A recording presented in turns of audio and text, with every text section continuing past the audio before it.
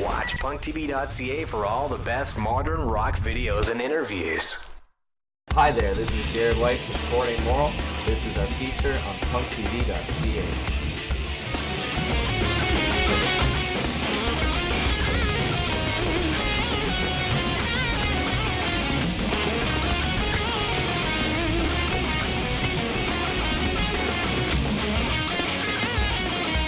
All right, I'm Dixon Christie here from PunkTV.ca. I'm here with Jared from Port Amoral, and this is their first feature. How you doing, Jared? I'm doing great. How are you? I'm very good. I guess you guys have been around for a couple of years. Why don't you tell PunkTV.ca viewers about your band and how you guys got signed to Roadrunner? Well, we just we got the deal done with Roadrunner last year. From the outside, a lot of people, it might seem like it kind of happened quick or something, but they actually found out about us a good 2.5 years ago.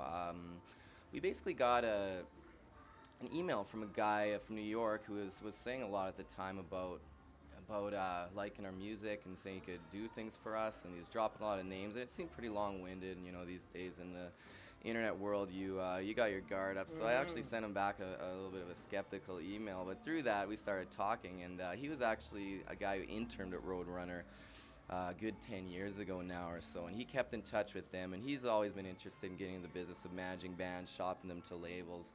So we developed a good relationship, and it was within a couple weeks he was going down to the offices in New York City, brought down our demo at the time, and they called me up, and they liked it. They weren't saying anything along the lines of we want to sign you or anything, but it was said they want to keep our eye on us, and that it was better than most of the things they were getting at the time.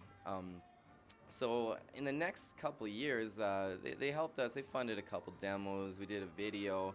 There's a lot of ups and downs in that time. Certain demos they liked more than others, and certain people at the label would like things more than others, and it really needed to, like, the stars kind of had to align for us to really get this deal done. And we felt like when we made our final demo for them, like it was kind of our last kick of the can with them, and they loved it. And here we are now. We're on the label. It's not what everyone thinks. It's a lot more work now. I can definitely tell you we're a lot poorer now than we were before. But the ball's rolling, and it's exciting. It's not the superstardom and big rock star lifestyle that everybody thinks you're going to instantly get $1 million and a penthouse pad and everything. Definitely not. And the rewarding things that do come, there's so much work that goes into that. You're almost humbled by it. It's a lot of work, but it's more rewarding at the same time too.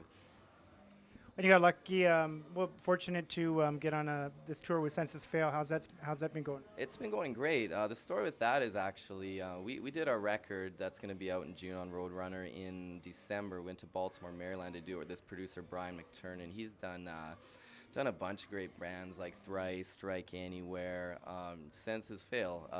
So that was kind of our hookup there. He's good friends with them, and we became good friends with him throughout the recording process. And he knew they were doing Canada, said, hey, you know, let's hook this up, and it's been great so far. The guys, a very nice band. It's been great opening up for them. We're much more on the heavy side of things, but they do that too, and the people who come to their shows like what we do as well.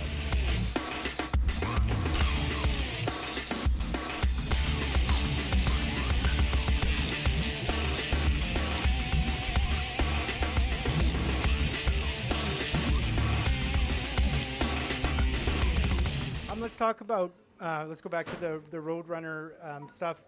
Obviously, you got kind of initiated or baptized by fire, as they say.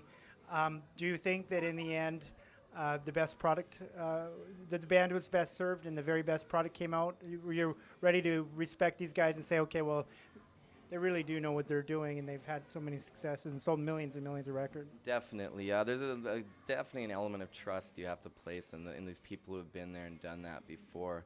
We also have the luxury of the fact that the record deal took so long, I think made our first album stronger. You know, it's kind of that classic case of the band's first record just being outstanding because they had so much time to write, as opposed to touring for another 2 years and then having 6 months to write a record. It's a really strong album. I mean, we definitely plan to get on the ball. We're working on music for another record, so we're not in that place where you only have a little window of time to do your second album. But like I said, it's like 2.5 years of thinking you might get a big record deal.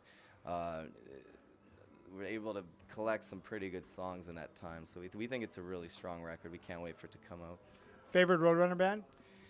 Opeth, easily. Really? Not Dragon Force. No. Although you got some pretty sweet arpeggios going on in Right. some of your tracks, pretty technical guitar work. Yes. Well, we have a lot of that going on, no doubt. First and foremost, though, we're always about the song. With the song first with us, we want to write a song that's going to be a great song in 5 years, 10 years, and beyond. And then we build around that with the technicality. I think there's a lot of bands out there these days who kind of do it the other way around. And that's not really where we come from. Like a lot of us come from more punk background. Throughout high school, that was mainly what I listened to, and I think that's where I really developed that real strong structure sense.